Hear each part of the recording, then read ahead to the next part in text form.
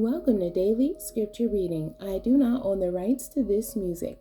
2 Kings chapter 7, beginning at verse 3 and ending at verse 20. This is the English Standard Version.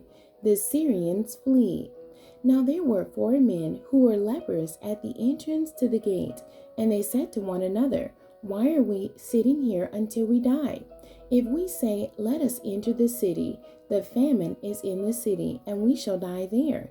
And if we sit here, we die also. So now come, let us go over to the camp of the Syrians. If they spare our lives, we shall live, and if they kill us, we shall but die." So they arose at twilight to go to the camp of the Syrians.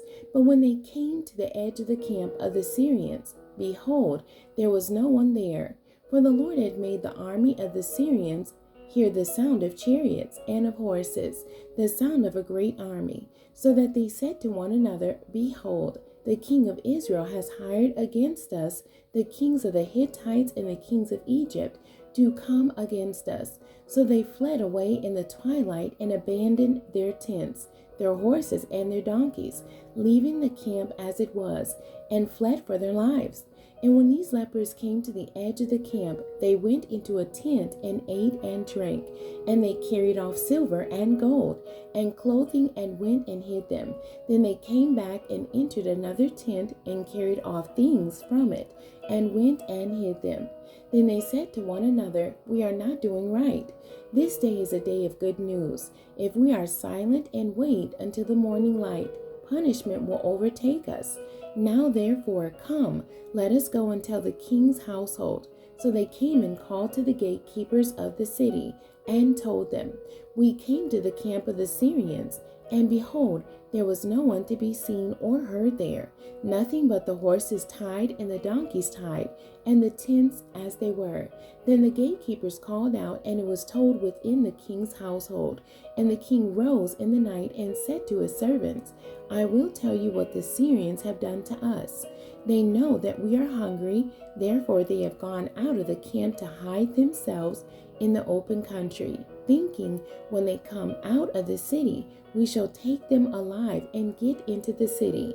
And one of his servants said, "Let some men take 5 of the remaining horses, seeing that those who are left here will fare like the whole multitude of Israel, who have already perished. Let us send and see." So they took 2 horsemen, and the king sent them after the army of the Syrians, saying, "Go and see." So they went after them as far as the Jordan, and behold, all the way was littered with garments and equipment that the Syrians had thrown away in their haste.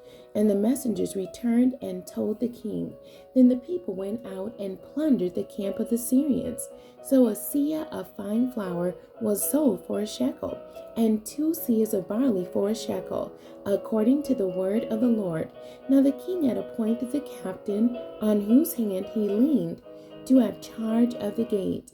And the people trampled him in the gate, so that he died, as the man of God had said when the king came down to him. For when the man of God had said to the king, 2 seahs of barley shall be sold for a shekel, and a seah of fine flour for a shekel.